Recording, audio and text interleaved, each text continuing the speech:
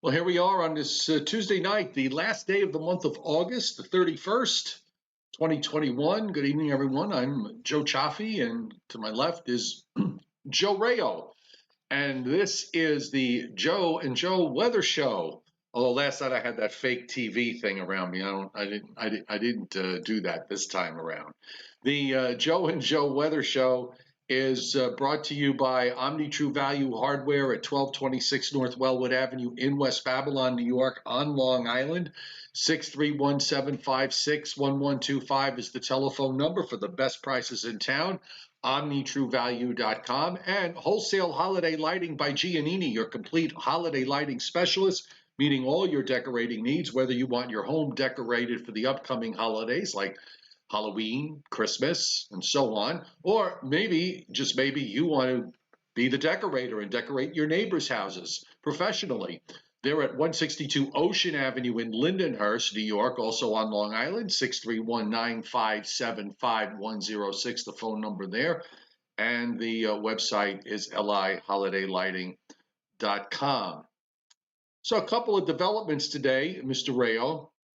One is, and I was trying to think back and remember the last time I saw this, in our vicinity, and I couldn't think of any, but the Storm Prediction Center put an enhanced risk of severe weather for the southern parts of New Jersey and down into Delaware, Delmarva, southern Pennsylvania, into Maryland and northern Virginia, which is not that unusual, but the unusual part of it was the fact that they raised a 10% tornado risk for that zone, and they've got 5% going all the way up in New Jersey up to about 195 and extending back into about a corresponding area in Pennsylvania.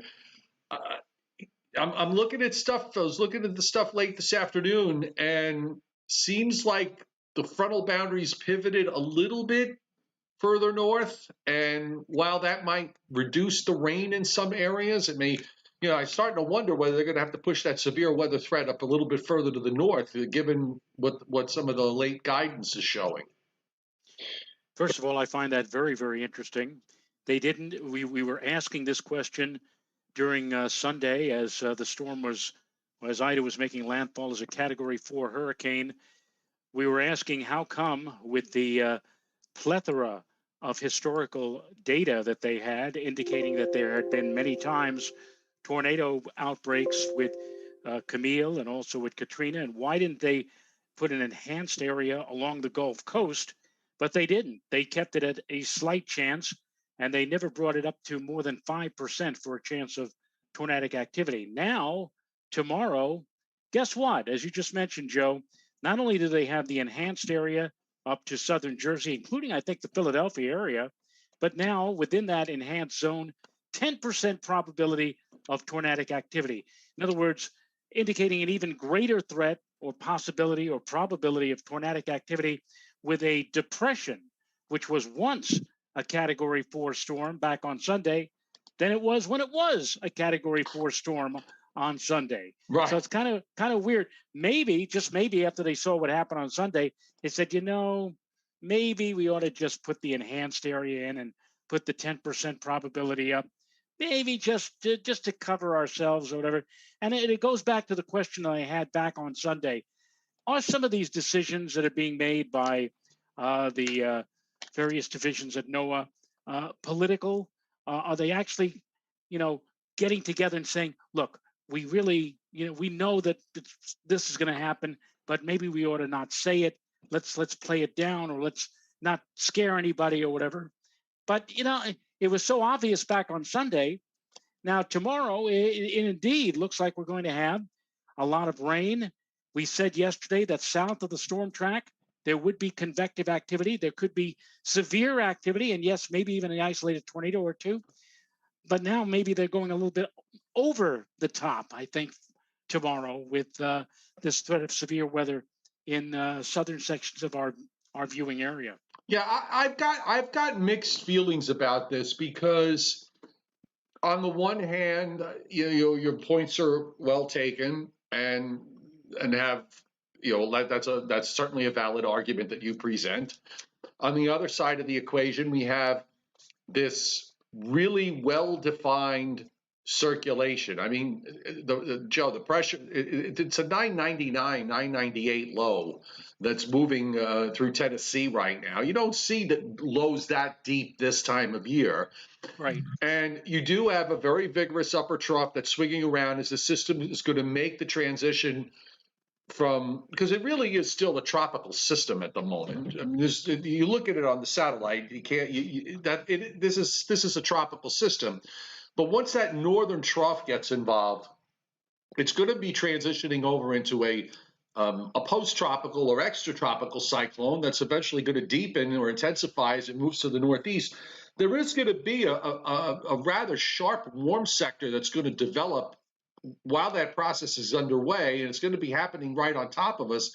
I just wonder whether that makes things a little bit more turbulent in a lot of respects. They were talking about Cape values getting up to about 2,000 in areas. In the Cape values measure of unstable how unstable the atmosphere is. And I mean, that's sort of the simple answer. But those are pretty big numbers for here, and given the circumstances. So I'm thinking they don't throw 10% out there very often. And even in the Midwest, sometimes it's hard. You usually see them put that 5%, the 5% area. Maybe you see it occasionally up at 15. I was just really surprised that they have the number as high as 10. And the 5% risk is, as I said, goes up to just north of Route 195 and then goes straight west into Pennsylvania. So that's Southeast PA, South Central PA, Maryland, virtually the whole state is in it. And they even have a 2% tornado risk extending up into northern New Jersey, the lower Hudson Valley, coastal Connecticut, Long Island, most of southernmost New England.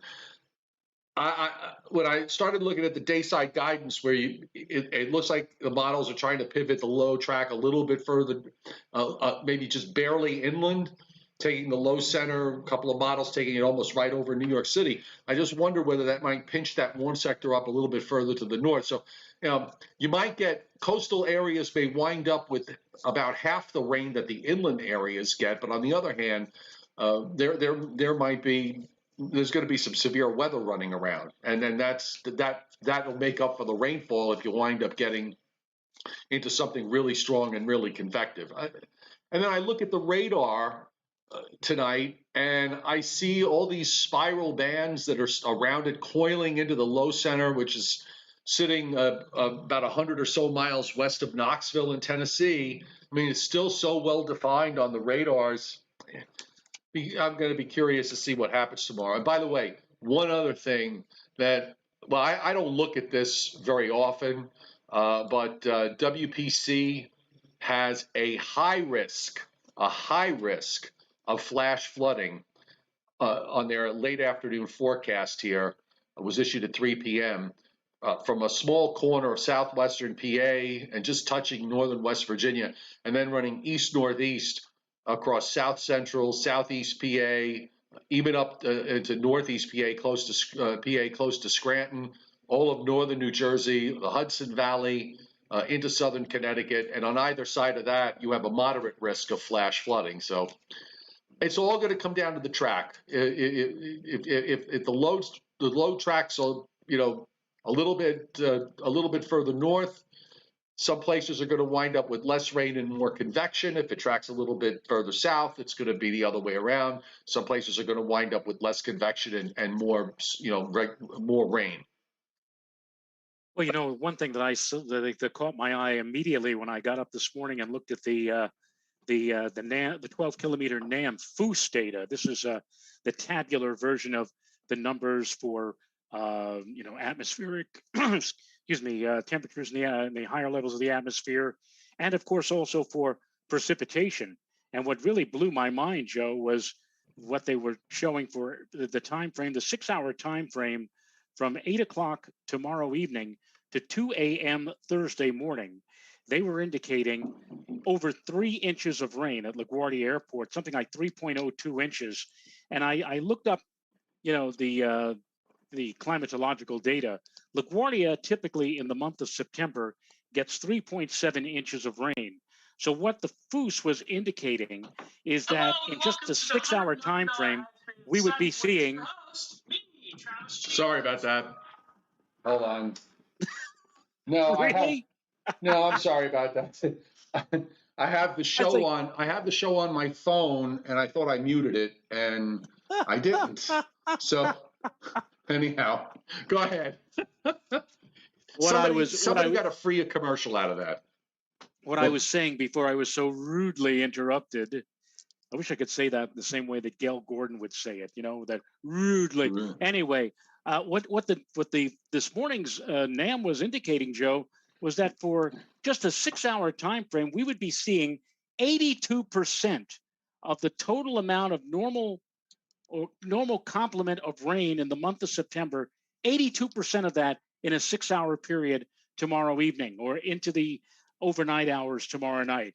That just absolutely. I mean, I have seen in a 6-hour period on the Foose 1 inch or 1.5 inches, and I've even seen 2 and 2.5. I can't even remember the last time I saw 3 inches plus in a 6-hour time frame. It'll be interesting to see what tonight's NAM comes up with, but that is the red flag that at least from the NAM's point of view, we're going to be seeing quite a bit of rainfall. And the thing I was talking with my wife about is that it's one thing for the various global models, for example, to put out, amounts like 2 or 3 inches. But then, at least from my experience, when you take into consideration that this is tropical moisture, there always seems to be, and you factor in the convection, it always seems to be sometimes 2 or 3 times more than what the models turn out. Well, that's another variable that I'm wondering here is just that the fact that it is tropical moisture. This was almost a Category 5 hurricane. Right. The atmosphere's, you look at the signatures on the you look at the signature on the satellites, like, whoa, that is impressive. Well, if you do that, if you go by 2 or 3 times what the models are coming out with, then that 3 inches in 6 hours that the NAM churned out could very well be 6 inches. Could be. Or dare I say 9 inches? No, when you start trying to pick top numbers, you get yourself into a lot of trouble. I know. So you I understand what you're getting at. But there's probably there is going to be the odd spot. There are going to be spots that are going to have some really weird numbers. So I think that covers it as far as if you don't believe at this point that there's going to be heavy rain, okay, nothing that we could say is going to impress you. So just accept the fact that it's going to be heavy rain and wait to see what happens. I'm sure there's going to be a show. Though, is if you do it by frequency. We had Floyd in 1999, which dropped about 10 or 12 inches of rain on parts of the tri-state area. Then we waited 12 years to 2011. Then we had Irene, which again dropped 10 or 12 inches. So now 12 years after that, that would take you actually to 2023. But here we are in 2021. Dare I say maybe our time has come again? We'll see. We'll see exactly what happens later tomorrow night, and early Thursday. One thing I will say is that the lion's share of this moisture is indeed going to be jammed into probably a 6 or 8 hour interval. It's probably going to come in after 8 or 9 o'clock tomorrow night, and probably will be more or less done by the time we get to 4 or 5 in the morning. I just see here that do you want it? I was just handed this note by the executive producer that wait a minute. This just in. Come here, Renata. Come on over here for a second. Now, take this. Take this, right? Yes. Now, hand it to me. With your arm out like that. This just in. There you go. Thank you. Tornado watch 480, 7:35 p.m. until 3 a.m. Eastern Daylight Time for much of Virginia. Yeah, I was going to get into that because I had just before we went on the air, I was reading SPC's discussion of potential possible watch being issued for that portion of Virginia, and they talked about a small area in Virginia where they thought there would be tornado risk. let's come back to that in a second. I just want to just show you, just in comparison. So the 18Z FOOS and for those of you who don't know what the FOOS is the NAM model basically it's the NAM model in numbers, and it breaks down in 6-hourly increments, temperatures at various levels, sea level pressure, how cold the atmosphere is, how unstable it is, and total precip for 6-hour periods. So it gives, so 24 hours is tomorrow afternoon at 2 o'clock. So it gives about 1500s before that. So you kind of get the idea there'll probably be some showery rains around tomorrow into the afternoon. Then it gives a quarter of an inch between 2 p.m. and 8 p.m. And then between 8 p.m. and 2 a.m., that 6-hour period, it gives 2 point. It's less than what you saw. It gives, but still pretty substantial. 2.08, and then after that, another quarter of an inch at 42 hours, where it's still 94%. What is that on the R2? I'm trying to read the jumble of numbers.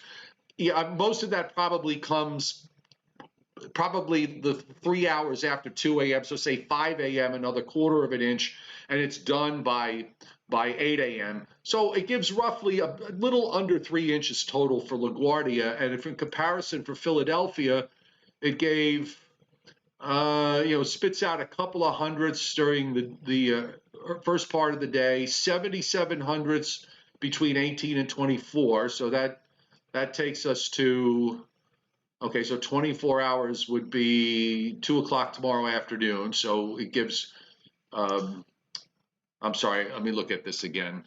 All right, so between 24 and 30 hours. So between 2 p.m. and 8 p.m., it gives 77 hundredths. Then it gives another 146, and then another 19. So it gives about 230-ish in Philadelphia. Meanwhile, what was surprising to me, Albany gets an inch and a quarter between 30 and 36 hours, so between 8 p.m. and 1 a.m. Thursday, and then another 2 inches on top of that. So even Albany's getting 3 inches on the NAM. That kind of shows how far north this thing, has pivoted. So if you want to draw a line, you could say that the low is going to track close to Philadelphia, close to New York City, and the heaviest rain is going to be between there and then up to or just north of Albany is the top end of it, and the heavy stuff falls in a band right in the middle, which is The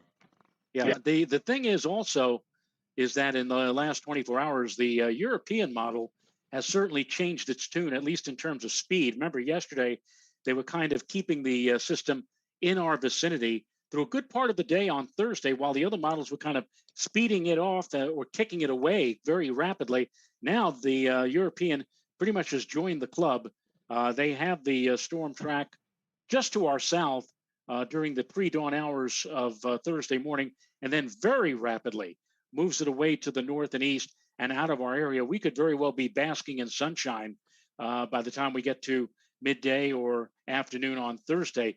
But again, it's all that bundled up, so to speak, Joe, in that one particular time frame of 6 hours, from about 8 or 9 o'clock tomorrow evening to about 1 or 2 o'clock in the morning on Thursday. That's when it will be coming down tremendously, very hard, and it'll be interesting to see just how much the totals are. And by the way, let's also remind everybody the threshold for flooding is going to be very low because of the fact that the ground is still very much saturated from the rainfalls of the last 10 days.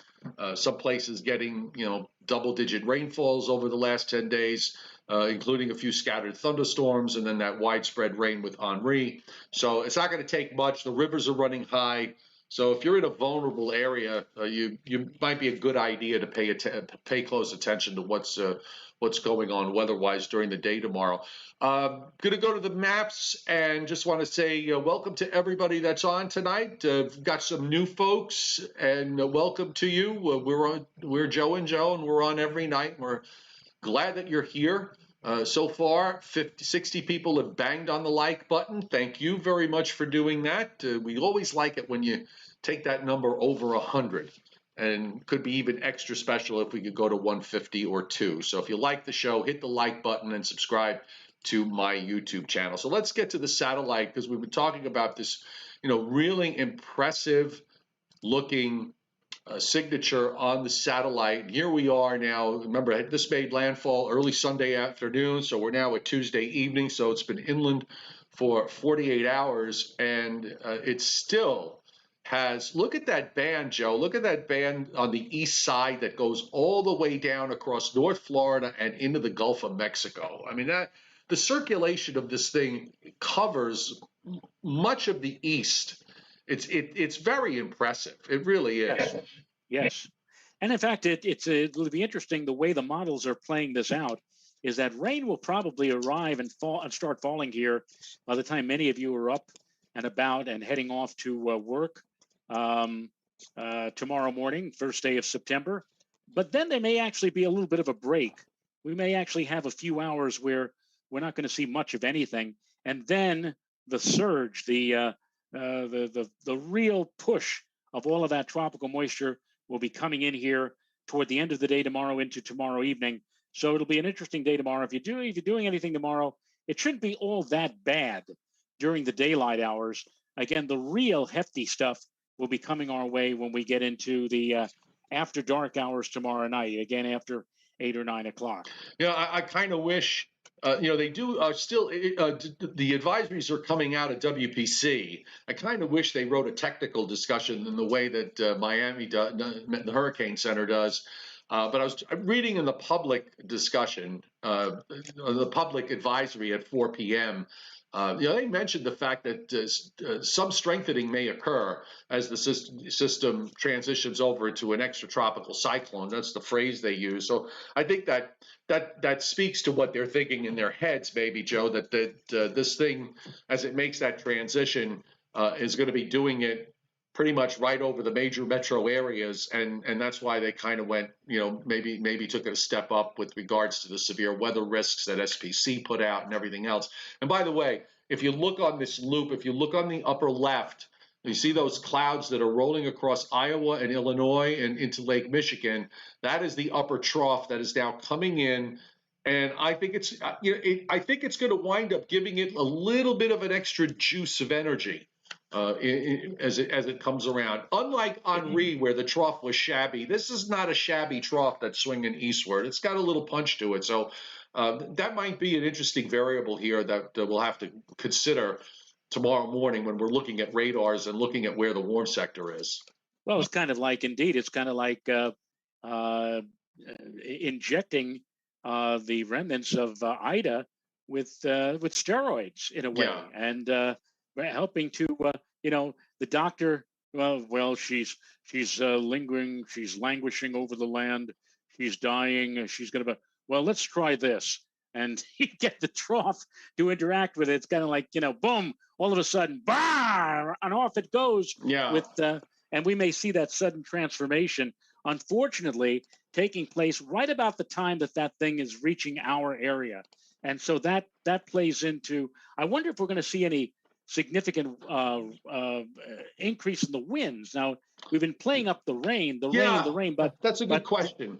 It'll be interesting to see if there's any significant wind, here, and of course with the convection mixed in, there'll be some spots with convective, gusts 40, 50, dare I say above 60 miles an hour.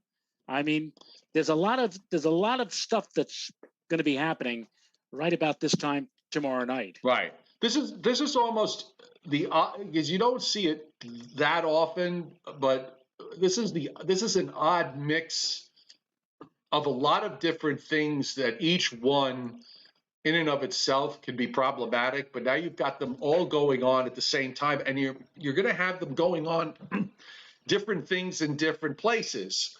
The areas that are going to be subjected to the convective risk will probably be less subjected to the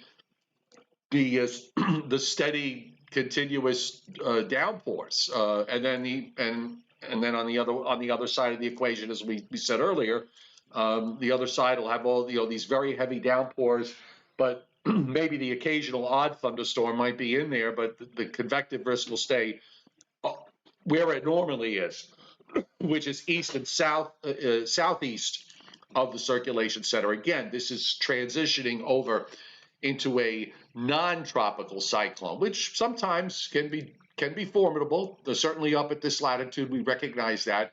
And here's the radar. I'll give it a quick refresh. There's a tiny little red box there in southwestern Virginia. Not too far from, well, Johnny Quest is a little bit further north. It's not close. If you've driven I-81, you can certainly attest to the fact, as I always say, it's just endless. It takes 318 miles from the time you enter Virginia, coming out of Tennessee on I-81, and go into West Virginia. And it's a long 318 miles. But Right. Indeed, you got that one tornado warning that's up. There were a lot more flash flood warnings earlier today and some severe thunderstorm warnings, but I guess now that we're coming to, we're past sunset in a lot of places, or approaching sunset, depending on, where you are with respect to the time zone line. Excuse me. But the convection seems to have waned a bit, but it'll probably do the same thing tomorrow, where once you get past sunrise, a lot of this stuff is going to flare up in a big way. There was some stronger cells further south in this feeder band. A couple of tornado warnings there, one in southwest Georgia, one in southeastern Alabama. You still, by the way, just from daytime showers and thunderstorms in southeast Louisiana, getting some flash flood warnings. And incidentally, I believe they have now, nobody's got air conditioning in southeastern Louisiana because please, yes. So they got heat advisories up, of course, for obvious reasons. It's sweltering. And by the way, the upper trough that's swinging out of Iowa and into Illinois and toward Lake Michigan here, there's some pretty hefty showers and storms with that. So that tells you that upper trough it has got a little power to it. So all of this is going to come together tomorrow. And they're still putting out hurricane track models, and they've actually, some of them now are taking tracks just north of the big cities, just barely north of Washington, Baltimore, just north of Philadelphia, right over New York City to about Boston on the northern end. Still a couple go a little bit to the south, but they've definitely kind of pushed a little bit up to the north in the last couple of runs, and the global models have sort of confirmed that. Do you think that maybe if the transition or the emergence of Ida's remnants with that upper trough coming in from the Great Lakes does indeed take shape, just to our west, that might be enough to literally grab on to the surface feature of Ida and literally drag it or pull it further to the north, as it's possible, some of these Joe. are now? Yeah. It's possible, in which case, if it starts to energize it even more, then you just have to ask yourself, is it going to be the low is going to start to deepen, and that we're going to see some gustier winds from the southeast and south along the coast? I don't know. I mean, I kind of think, I really haven't, looking at the wind situation with this, it's a very, very tricky forecast.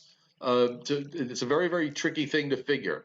It's not racing up the coast from south to north, and that makes a big difference. This is coming up from the southwest, so that kind of changes the wind equation just a little bit, as far as from what I'm thinking, which would argue for less wind type impacts. I don't know if you see it the same way. Well, I'm looking now at the foose that you were looking at before, the 18Z foose, and what I've often used as my own, down in the dirt, let's figure this out in terms of, possible wind gusts. I've always taken the boundary level winds and multiplied them by 1.5, and then kind of rounding them out to the nearest hole. In this particular case, at 36 hours, which would be 2 a.m. Thursday morning, we have a boundary level wind of 0125, almost straight from the north at 25. Multiply that by 1.5, that would give you 37. Round that off to the nearest hole, that's like 40. So conceivably, we could be looking at wind gusts, at least the LaGuardia, of around 40 miles per hour, I think, at around 2 o'clock Thursday morning, combining that with the end or the tapering off of that 2+ inches that would fall if this is correct, between 8 p.m. and 2 a.m. Of course, that's down by literally a whole inch from the 12Z run, which had over 3 inches. But you think about this, you could see a rapid turn of the winds from southeast in the evening tomorrow night into the north, with a sharp increase in the wind velocities, along with that heavy rain. As we move through the latter part of tomorrow night up to about midnight or shortly thereafter, that's when we're going to see, I think, a lot of things happening very quickly all at once. And again, throw in the possibility for thundery weather as well. I noticed, Joe, that the vertical velocity at 8 o'clock on the 18Z Foos It's is huge. -4. It's -4. Yeah. Now that's pretty damn good for if you want to see thunderstorms. And then You mean the lifted index is -4? The lifted the lifted index is Right. -4. The vertical motion is plus 25.3. Yeah, that's huge.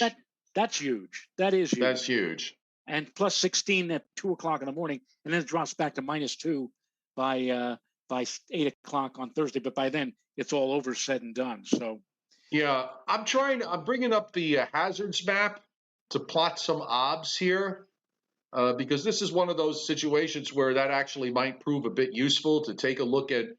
Actually, all situations you should be looking. If you're a forecaster, you're supposed to be looking at this stuff, okay, and not just looking at models and looking at. You have to look every once in a while at what's going on out the window, right, as stuff. As I like to say. So I'm just gonna. I want to put this on here and take a look. One of the things you want to look for, and unfortunately, I don't see a lot of wind observations for some reason. There's a couple of wind bars. There must be missing data. But on the other hand, so here we are. Here we are the night before, Joe. I'm looking at dew points here across in the area where SPC has got the slight risk, and then as we go further south, we'll go to the enhanced risk. The dew points are already in the upper 60s and low 70s. I mean, that's considering the fact that we have a stalled frontal boundary to our south. Those dew points are really gosh darn high. And then I'm going down into Maryland and seeing temperatures in the mid 70s with dew points basically in the low to mid 70s. And you go a little bit further south, you start to see temperatures in what would be in a developing warm sector where they've got that tornado watch up. You've got dew points all middle 70s, mid to upper 70s with temperatures close to 80. I mean, we're talking about a really saturated tropical air mass here. I got to think if we looked at, if we were to look at all the CAPE numbers and everything else, that the instability levels here are going to eventually find their way to be off the wall during the day tomorrow. Yes. And in fact, do I have sharing capabilities? Yes, you do. Just let me know when you're going to do it now. Yeah, let's do this now, because I'm just taking a look at something rather fascinating. Okay, go ahead. I know you like to use that term sometimes, Joe. Yeah, that's a winter. That's a winter term. That's a wintertime term. Okay, so let me just go back to what I was looking at originally here. I want to first show you and everybody the 700 to 400 millibar relative humidity map. This gives you a pretty good idea of just how moist the atmosphere is. It also shows where the surface system happens to be. I wonder if I can make this a little bit larger. If I can, how does that look? Does that look fine to you? Now it does. Okay, now it's fine. We got the whole thing in the screen. Good, fantastic. So here you look at this now. Now the blue, or if I may use the term, the aquamarine, is indicative of moisture, the relative humidity. The higher or darker the shade of blue or aquamarine, the thicker the cloud cover, and also the more likely you're going to be in line for precipitation. This is the position of the low as of 8 o'clock tomorrow night. This is the GFS, I might add. GFS places the low literally just to the west of New York City in northeastern New Jersey. And of course, the brown is the drier air. And of course, the deeper shades of brown indicating very dry air. This is as of 8 o'clock tomorrow night. We move things along to 2 o'clock Thursday morning, the low has now moved into Long Island Sound. So literally, Joe, if you take this at face value, this moves right across the Bronx or maybe southern or lower Westchester. And that time frame from 8 o'clock in the evening, when the storm is to our west, to 2 o'clock in the morning on Thursday, when the storm is moving to Long Island Sound, that's going to be it. That's going to be the time frame when the most active and crazy weather is going to be taking place. But now look at this, as sharp as a knife. Look at that dry air coming in. By the time we get to 8 a.m. on Thursday morning, look at that. Look at all of that dry air literally pushing, shoving into the tri-state area. So while there may be perhaps some lingering cloud cover up until around or just after sunrise on Thursday morning, that you look off to the west early on Thursday during the morning, and you will see a streak of deep blue sky coming in after all of that rainfall cleansing the atmosphere. And now the winds are going to be coming out of a northerly or northwesterly direction. By 2 o'clock, look at that beautiful, dry, clear air building in and staying with us right on through the balance of the day. So Thursday looks like a beautiful day here. It's just going to be that nightmarish situation, I think, for 4, 5, or 6 hours from about 8 o'clock tomorrow night to about 1 or 2 o'clock in the morning on Thursday morning. Now, that's not the only thing I want to show you here. I want to show you also the FGen, the area of atmospheric energy, the omega, if you will. I'm going to move this back. Look at all of that. You can see that there. All of these lines, these contours, are indicative of atmospheric energy. This is indicative of the upper level trough, which is joining forces now right about this time with the remnants of Ida. We now get to 8 p.m. tomorrow night. And interestingly, all of that energy is kind of shearing just off to the north and west of New York City. I don't know what this means in terms of what the GFS is indicating. Does this mean that we're going to see some convection up here, or maybe strong gusty winds, or maybe the heaviest rains Or maybe actually will be concentrated? maybe all of the above. Or all of the above. 8 o'clock tomorrow evening, and then at 2 a.m. on Thursday morning. Look at all of that. I mean, do you want to? I don't know about you. I feel sorry for the people who live in places like Springfield, Massachusetts, or southern sections of Vermont, or just a stone's throw to the south of Albany. This is all of this atmospheric energy again associated. Remember, the surface low, according to the GFS, is over Long Island Sound. But look at all this stuff is just north of there. And then by the time we get to 8 a.m., it kind of stretches out and advances and moves away up into down East Maine, and hardly anything except a northerly flow coming in behind all of this to set the stage for Thursday morning, Thursday afternoon, and Thursday evening. So again, it looks like Thursday's going to be a cakewalk. Thursday's going to be a great day of improvement with drier air, much lower dew point temperatures, clearing skies, bluer skies. But it's just that we're going to have to really pay the price to get all that nice weather that we waited and yearned for so long, probably during that period of time tomorrow evening. All right, I got the HRRR up here, so I'll only take a look at that. Figured let's look at a short range model and I went back to the 18Z run because this will take us right through the whole event. Now, right here, the map that's up on the screen is for 11 a.m. and I'll back it up a few frames so you'll see what happens. I always like to look at least to see that the radar, what the current radar looks like matches up with does the HRRR or any model, is it really reflecting the radar presentation? Has it really captured the radar presentation correctly? Because we've seen this often enough, especially with thunderstorms, that sometimes these short-range models have no clue as to what is going on. You'll have whole sections where it's got precip all over the place. So this is what it looks like on the radar. I just refreshed it, so the time is just about the last frame on this is from about 5 or 6 minutes ago, 8:05, 8:06 Eastern time.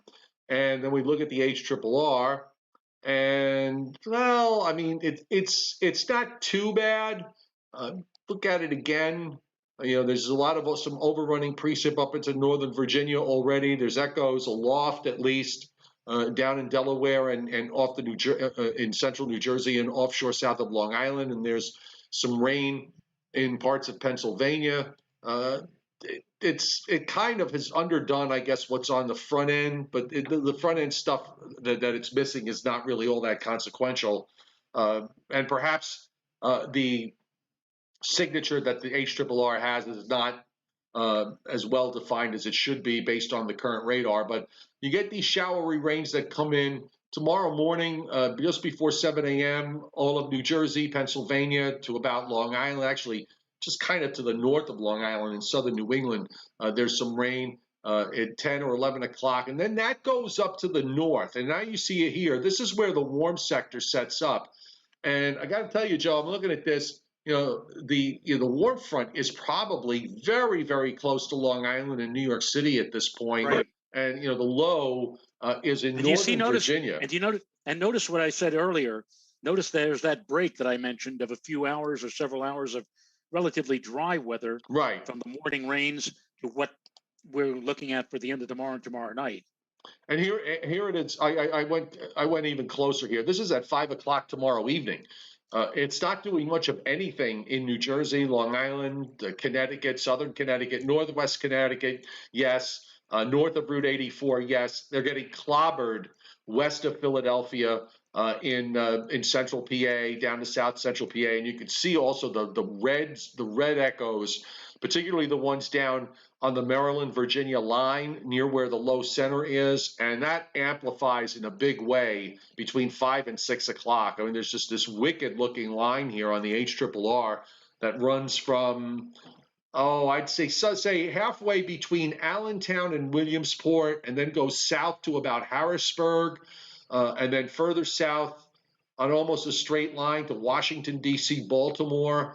I mean, look at that. That's a very interesting. That's a pretty impressive squall line that develops there. It moves through Delaware, southeast PA, southern New Jersey, and now, of course, the rain begins to pivot east as the low center moves into northern Chesapeake Bay. So by starting at about 8 o'clock, this is where northern New Jersey, the Hudson Valley's going at it big time here, and those areas get clobbered. And then meanwhile, you're seeing convection down the New Jersey coast. Not a whole lot through 11 o'clock. Long Island doesn't get a whole lot here through 11 o'clock tomorrow night. And then it gets into the convection after 11 o'clock. And, from there, you get clobbered during the overnight. And by 12Z, it's all done except for the eastern half of Long Island, southeastern Connecticut. Southeastern New England is getting hit pretty hard. And, of course, it takes a few extra hours for it to get out of there. And by noontime, just about everybody is done in the Northeast except for down East Maine. It's almost as if, Joe, that in terms of what Long Island is going to see, that if the storm does indeed go, let's say, north of New York City, across, let's say, lower Westchester and into Long Island Sound up into southern Connecticut, that what Long Island may experience is kind of like the equivalent of a frontal squall line, if you will. Yeah. Or actual cold front coming through instead of the actual, storm or low pressure system, which would be to the north. So that's, yes. And that what we're talking about there, the implication there are possible severe thunderstorms, maybe. Also, look at the precip, the total precip map, how streaky it is. It's you've got these pockets there in eastern PA, northwest New Jersey. That orange area there, that's 10 inches of rain. And there's another little pocket there in Orange County and in the lower Hudson Valley. But then you look to the east on Long Island, for example, coastal New Jersey, that's all maybe 1 to 2, maybe 3 inches in a few places, but generally it's about a 1 to 2.5 inch rainfall. But the streaky nature of this, where you've got those thin blue lines, in between the purple and whitish, the purple lines, that's the convective nature of what some parts of the area are going to be dealing with. So, right. It's really important to make sure you're in tune with the geography of where you are and the fact that this storm is tracking in such a way that the weather conditions that you're going to experience. Like, again, if you're north and west of the storm track, you're likely to see rains that are going to be much more continuous in nature and maybe less convective, as opposed to areas to the south. So where that low tracks is going to, there are going to be some people that are going to complain about this. You can just imagine if they don't get their foot of rain, if they don't get their tragedy that they're looking for or hoping for, they'll be posting all sorts of complaints. But very much pay. This is a good idea tomorrow, folks. You got to pay close attention to what's going on, and watch the radars, and that'll kind of tell you where all this is going. I don't think we're not going to have the 0Z. He's not going to come out for another hour. Let's see if the 23Z is not going to carry us far enough. It's only out till 11 hours, which is till 6 o'clock tomorrow morning. So you can see where all the rainfall's been during the overnight. Southeastern Ohio, southern Pennsylvania, just getting into some light measurable, just getting into southeast PA and northern New Jersey, just a few hundredths there, which is fairly consistent with what the other models did. I just want to look at the NAM really quick in terms of total precip. Yeah, I mean the NAM. Okay, so eastern Long Island is barely to 1 inch of precip, but western Long Island gets about 2 to 3, which matches up with what the FOOS showed for LaGuardia. And then you can see where the big rain is on the NAM FOOS, which is that orangish area. That's like 8 or 9 inches there in parts of, I don't know if you call that central PA or the northern part of south central PA and on west. Gets pretty clobbered, and of course the streak of heavy rains of several inches that runs across New England, across Massachusetts, Connecticut, Rhode Island. And Joe, I think your point from earlier is very important. This is a tropical system at the end of the day, and we've seen them before where the models are 50, they wind up, we get double what the models are forecasting. I just want to leave that possibility open. I'm not going to forecast that, but I'm going to leave that possibility open. That certainly some places are going to wind up with upside surprises out of this in terms of rainfall. Yeah, well, again, we have seen that in other cases as well, where we forecasted one thing, and oh my goodness, it came up with a lot more than anticipated. And from what I've been seeing over the years, whenever we're dealing with these tropical systems, especially when you mix in a little bit of convection, they could end up 2, dare I say again, maybe 3 times more than what the original forecast was. So maybe it might be, going over the top to say, 8 or 9 or 10 inches, but certainly it would not be out of the question to see many places tomorrow or by Thursday morning registering, amounts of 5 and even 6 inches with this type of a setup.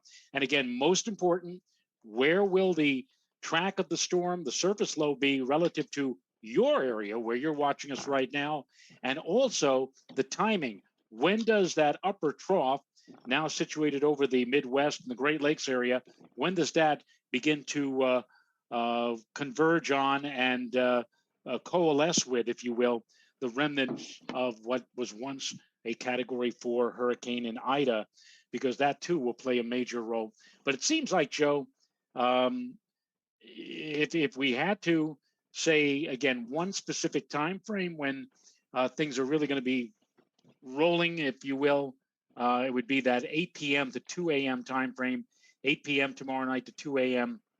on Thursday morning. Anything beforehand should be manageable, should be light. Anything after 2 a.m., everything should be winding on down. My fingers are crossed that we all still have power. And for those of you who live in a flood-prone zone where you tend to flood out, especially, oh my goodness, I'm just thinking about all of the parkways in Westchester, the Bronx River Parkway, the Sawmill Parkway, the Sprain Brook Parkway. All of these places flood out at the drop of a hat. And I could just see that Thursday morning commute ain't going to be pretty. Let's put it that way. Right. So, well, let's focus on afterwards, because the payoff is nice. after this is all done. I've brought up the upper air for tomorrow morning, and we can see the southern part of that trough. This is for this time of year. This is a very, very amplified pattern that we have, not just in the east, but even in the west, with the trough that's coming into southwestern Canada there. But the northern feature, the strong upper low in southeastern Canada, swinging that arm around. There's the trough that represents Ida. It's going to be merging together. You can see it here. It comes together. The upper low drops down into northern Maine. And now we're into Thursday. Of course, once everything is done, that rather impressive northwest flow on the backside of the upper low will be bringing down a delightful air mass into the eastern United States. We're going to see dew points drop down all the way into parts of the southeast. The interior southeast could see dew points down easily in the 50s, for example. And in the northeast and into the mid-Atlantic states, we're certainly going to see dew points down near 50 or even into the 40s with this. That's going to pull out over the weekend, but guess what? Here comes the next upper trough that's dropping down from Canada, from central Canada, and into southeastern Canada. And that means that, well, our air is going to be coming from a much drier place overall. Going into next week. That northwest flow is going to be a dominating feature. And then that pulls out, and actually, it doesn't really pull out. An arm pulls out, and then another trough swings down into the northeast around Wednesday. And you still have some semblance of a northwest flow at the end of the week, but then a ridge starts to build a little bit going into next weekend. We're talking about the weekend of the 11th and 12th. But it does seem, Joe, that we're actually going to catch a little bit of a break after tomorrow. In that we probably won't, other than maybe I threw in the chance that there could be a few showers or maybe a scattered shower or thunderstorm Sunday night with another one of these cold fronts. But overall, unlike the past two holiday weekends, this one actually may turn out to be okay most of the time. And I thought Saturday would probably be the better of the best of the 3 days. Yes, I think I would agree with you on that. Friday, getaway day for many, Saturday, and part of Sunday as well before things start to sour a bit later Sunday or Sunday night. So that, again, is the price that we're going to have to pay for, or to get that lovely weather. We're going to have to pay the price tomorrow evening with the passage of, and it's hard to believe, Joe, we went through most of August with a pattern that we didn't see too much relief. I mean, the troughs that were coming from Canada were shearing off well to our north, and all of that nice, dry, clear air was staying to our north. It is finally taken a pattern changer like Ida, and the interaction with that next trough coming down from Canada to change all of that, not just for this upcoming weekend, but as we pointed out, after Ida passes by, we're back into that pattern that we saw a lot of during June and July, where, every 3 or 4 days, a trough comes in and it penetrates just far enough to allow for some improving weather and some lovely dew point weather before things kind of, change and the humidity starts to climb again. And that was a pattern we saw a lot of in June and July, not so much in August, but it looks like as soon as we kick off September, we're going right back to that pattern once again. Yeah, I'm just running through real quick here on the long range. And, next weekend, as this upper low lifts out, it's probably going to lift out in a way that a major hurricane that's going to develop in the Atlantic is going to wind up recurving east of 60, at least if you believe the GFS and the European today. And you can see it there on the right. It comes in on the screen there. Is that Larry? Yeah, that would be Larry, which we do have a new tropical depression, by the way, off the African coast that is forecast to become probably a Category 3 hurricane, but we'll get to that in a moment. But here we go. It recurves because of that large upper low that's sitting in southeastern Canada on Wednesday. So it gets caught by that and it goes up and out. And then you get a little bit of a ridge, then another trough drops into the E. Look at this, Joe. It's like a bowling alley in the long range. After that little ridge for next weekend, it's back to troughing in the east. and one upper low after another comes down from Canada in the longer range. So we're probably going to have, the odd days here and there where it's going to be very warm and to borderline hot and humid, but it won't last. And in the meantime, going into next week, it looks pretty reasonable most of the time. Most of the time, the humidity levels are going to be on the downside, which is really nice. Bernard is especially interested in September 11th and 12th, that weekend, because he is more or less in charge of the annual German American Club up here in Putnam Valley. They have their annual German Fest, or Oktoberfest, that weekend. And so, of course, she wants to have the absolute best weather to draw the biggest crowd. So the last thing that we want to see that weekend is any kind of unsettled conditions. So hopefully things will fall in line, and she will get nice weather for that particular, not this weekend, but the following weekend. So we're thinking of you, dear. Yeah. The tropical depression 12 is at 11.2 north, 21.1 west. Okay, or about I don't know, 2,000 miles. What is that? 21 to 60, make it 20, round number 40 times. Yeah, it's about 2,300 miles east of the Leeward Islands. Forecast to become a tropical storm either overnight or early on Wednesday, and then forecast to become a hurricane by sometime on. They have it becoming a hurricane sometime Thursday night or Friday morning, and then you can see that slow recurve. By the time it's not even to 50 degrees west, it's already at 20 north. And usually, with a couple of rare exceptions, Hurricane Florence from back a few years ago was one of them. When they start turning, northward before they've reached 50, let alone 60, it's a pretty good bet that it's probably going to be a fish storm, at least from what we see it right now. And if we can get the angle shot here on the satellite, I'll bring that up. And let's see what we can see. That's a big system out there, though. Oh, you could certainly. I know it's on an angle, folks. I don't know. Let me make sure it's in the frame, and it is. But you can certainly see there's definitely a circulation there. There's another wave that looks like is right behind it. But I'll bet you that thing is a tropical storm. They make it a tropical storm tomorrow morning. That looks pretty well developed. I think the next storm, the M storm, is Mindy. As in Morgan. Morgan. Well, yeah. Well, you and I both are thinking along those lines. I think, however, there's some pop star that has a name Mindy. I'm not sure, but a lot of the younger people will be thinking about her. We'll be thinking about Mork and Mindy. So yes, well, that's in another.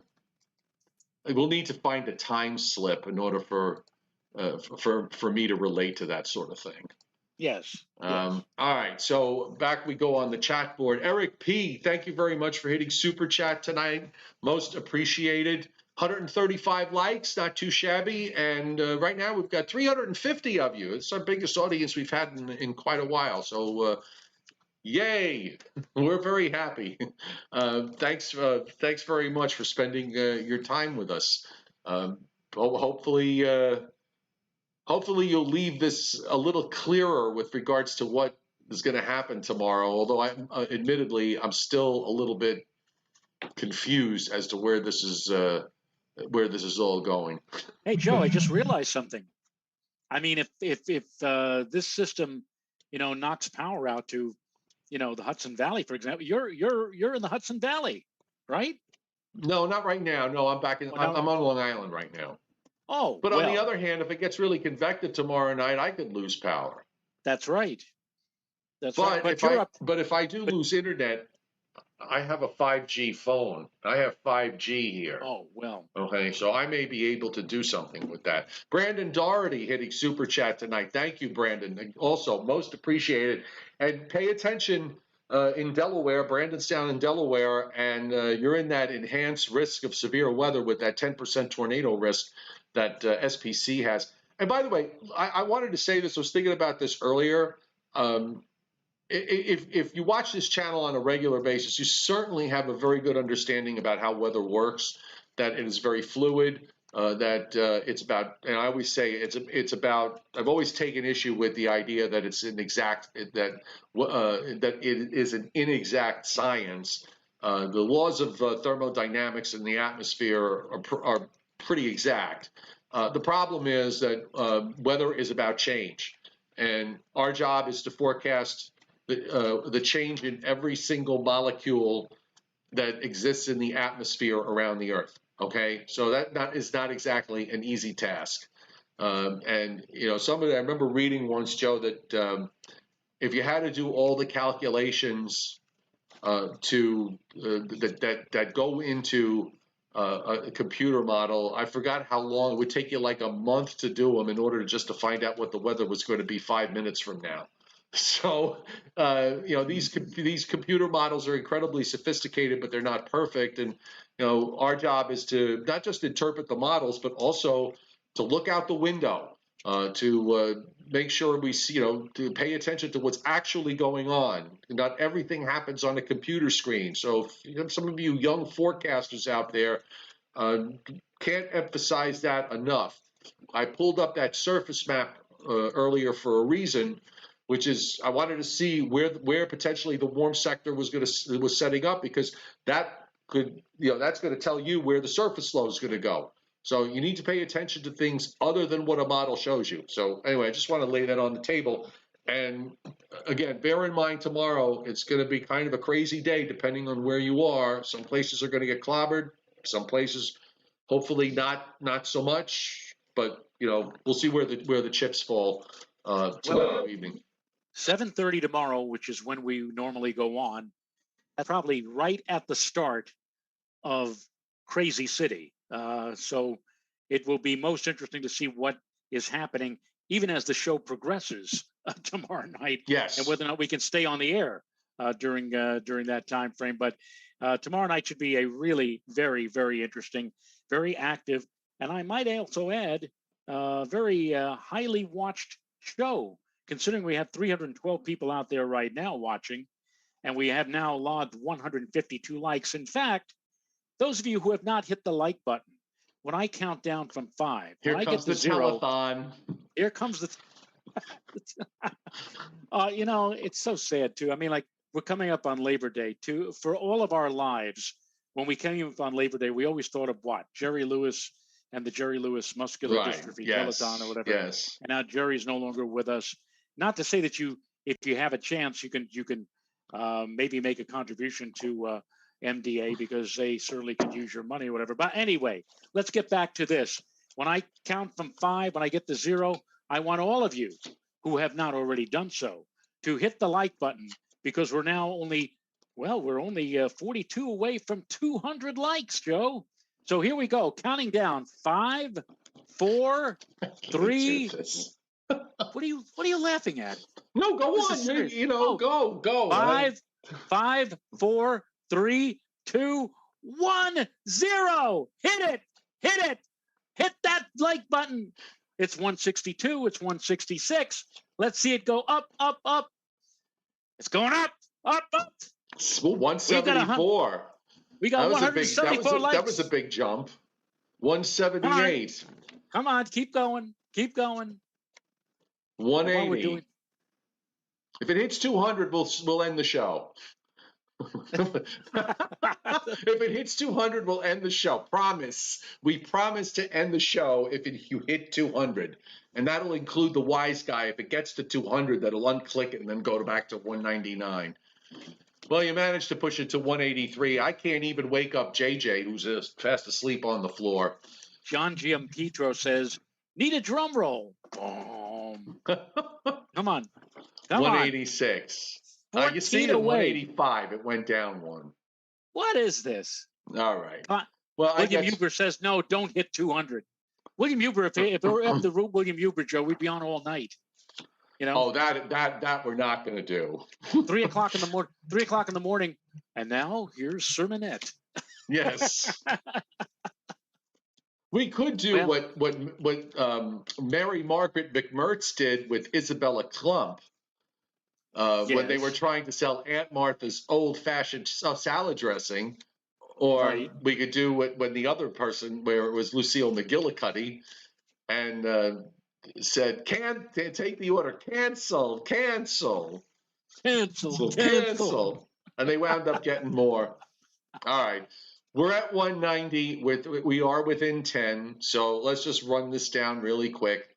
Thanks to Eric P. again and Brandon Doherty for hitting Super Chat tonight. Most appreciated. Thank you to the 189 likes that are on up there right now. And if you happen to like this afterwards, thank you very much. And hopefully, if you do like our show, no kidding aside, just hit the subscribe button, subscribe to my YouTube channel. Joe and I are usually on at least 5 days a week. Friday and Saturdays are off days for us. We're on Sunday morning at 11 a.m. and 7:30 Eastern time on other days. Although every once in a while, like we did last night, we had to push the show to 9 o'clock. So you get notifications. Then you'll know you'll be ready to come on and watch the show, depending on if it's at 7:30 or if we wind up moving it to another time. So you will never miss it. Okay. All right, we're at 192. I think do we press for 7 more? I got 194. 6 more. I've already used up all of my V8 juice for tonight. As you can see, I like V8. I get in the big bottle. Yeah. All right. 195. 195. Yes. Okay, just 5 more, folks, so that we can turn the show off. Make us happy. Give us 5.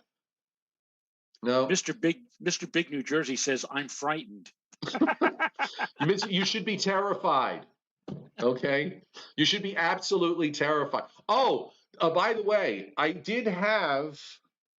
haven't gotten one of these in a long time, Joe. I did have a weather control person left a comment on our show from the other night saying that you and I suffer from cognitive dissonance because it's so obvious that this storm was manufactured and controlled to come in on the exact anniversary date of Hurricane Katrina. So we have that ability. It's been vacillating back and forth between 200 and 199. Right. So I rang the bell at 200. Okay, so I said after him coming back at me and basically calling me an idiot, I just said that I just basically admitted that you and I are in on it, and that we both know where the next hurricane is going to be, and I suggested that he buy mountain property. So haven't heard from him since. Oh well. Anyway. Whatever happened to Mr. Reuben Fairchild? I don't know. I'm kind of concerned.